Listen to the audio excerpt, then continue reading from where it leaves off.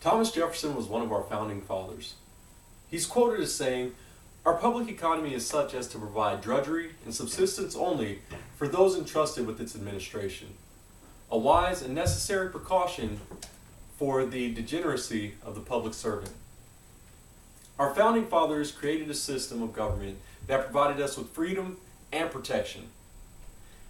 Taking a look at this quote, we get a better idea on how they felt about compensation for public officials. Listening to this quote, do you think that Thomas Jefferson would agree with members of Congress earning $174,000 annually? The fact of the matter is, public servants are paid too much. And as a result, they've gotten out of step with those they're supposed to represent. Therefore, their pay should be adjusted to better reflect that of their constituency.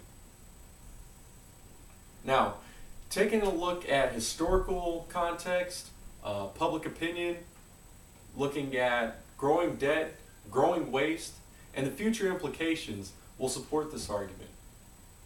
Aside from Jefferson's input, what other historical context do we have? Well, did you know that members of Congress were originally paid $6 a day? Now, if we take that and apply that to our current members of Congress, that might work out pretty well, especially considering how much time they spend campaigning or in recess. Naturally, we couldn't provide them with $6 a day. That just wouldn't fit the current markets. But if you take a look at this graph, you can see how their pay has increased over the years when compared to the average income of citizens here in Pierce County, Washington. Now, the reason I utilized Pierce County, Washington was to bring up the point that members should be paid based on their constituents. The average citizen here in Washington will make something completely different than people who live in Louisville, Kentucky. Shouldn't the members that represent them get paid based on that fact? That way their feet are held to the fire and they become worried about the people in their own backyard. Now, aside from the actual income that they get, it's also important to understand who authorizes their income, who authorizes their pay raises. Well, the answer to that is Congress themselves. In their defense, they have frozen their wages in the past couple of years. And they've provided legislation that makes their pay based off of the employment cost index. But it's still important for us to understand not only how much their pay has increased, but who has authorized it. So now that we know what their pay is, let's take a look at the idea on whether or not it's worth it. Are we getting what we're paying for? Are we happy with it? Well, apparently not. According to this Gallup poll, if you take a look, you'll see that in 2002, the congressional approval rating was 84%. Whereas in 2016, it had dropped all the way down to 13%. A similar Rasmussen poll shows that approval ratings are at 11% for likely voters in 2016. One final poll taken by the Pew Research Center states that 19% of the Americans interviewed trusted their government all of the time or most of the time. Now, I use the term public servant to bring up the idea that they are our employees. We, as the taxpayer, as the citizenry, are the boss of these public servants. Now, if you take that idea and you combine it with these polls that show low approval ratings, what would happen if your boss had those approval ratings for you? If you received some kind of score related to 11%, 13%, or 19%? The fact of the matter is you probably wouldn't be getting that raise. Furthermore, you probably wouldn't have that job. Now, this brings up another interesting point, because most people might say, well, we'll just elect someone else next time if we don't like the job they're doing. But each of these polls noticed an odd anomaly. Even though people had low approval ratings overall for Congress, each member thought that their particular member of Congress was doing a good job. What this means is that the average member serves 9 to 10 years before A, someone else is elected, or B, they retire. But at the end of the day, the financial damage is already done. We've already paid their wages. So, maybe you're still not convinced. Maybe you think gridlock is a good thing on Capitol Hill. Maybe you think that, hey, if we want the talent, we have to pay for it. We have to urge people to come in here to do a good job with competitive wages. Well, let me ask you this. Do you think your money is well spent? Well, the Washington Times had an article that the GAO, that's the Government Accountability Office, found 440 areas across 180 areas where cuts could be made to fragmented, duplicate, or overlapping spending.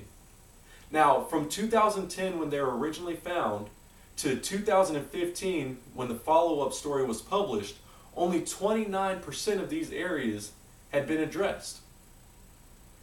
Now, a senator out there has discovered that there's a lot of wasteful spending, and he's published 2 books. One book is called Federal Fumbles Volume 1, and the other is Federal Fumbles Volume 2. Each one of them has 100 cases in how the federal government has dropped the ball with your tax dollars. One case in the recent novel is pretty good. It says that $2 million was spent in a multi-year study to identify why children didn't like to eat food that was sneezed on. Now, if that's not wasteful spending, I don't know what is. Maybe you do believe that talent demands compensation, and I'd agree with you. You do have to pay for somebody to come in and do a good job.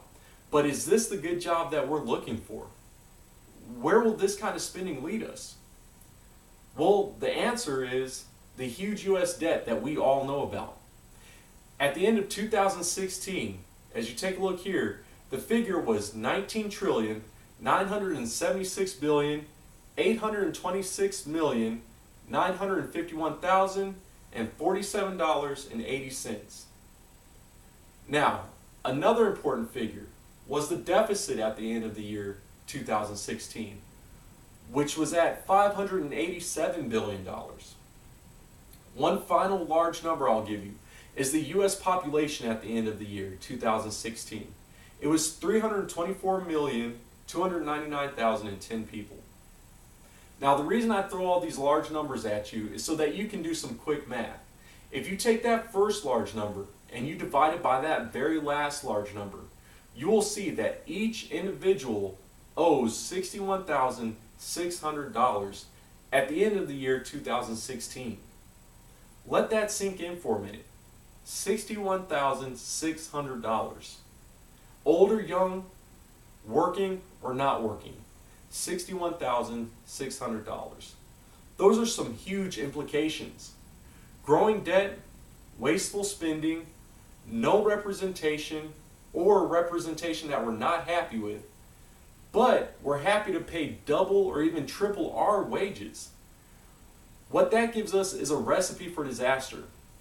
It gives us a recipe for degeneracy, just like our founding fathers stated at the beginning. It spells out disaster, not for us, but for future generations. So now it's time for a wake-up call. It's time to change. These discrepancies over salary, over low approval ratings, waste, growing debt, they all lead to 2 things that need to be done. We need to start the conversation with each other. And we need to start the conversation with our employees, with our elected officials. What we need to do is start making suggestions. Maybe we can make the suggestions that their pay should be based on the location. Maybe we should make the suggestion that their pay should be based off of the days they work. Or better yet, make their pay based off of their results. Make it based off of the debt. Make it based off of wasteful spending. Honestly, I don't have the answers, but the fact of the matter is we have the answers. So what we need to do is get out there and flood the post office with our recommendations. We need to get out there on social media and flood it with our recommendations, the changes that we wanted to see. We need to call for action. I hope this gives you something to think about, and it gives you some motivation and some ideas on how to start that change.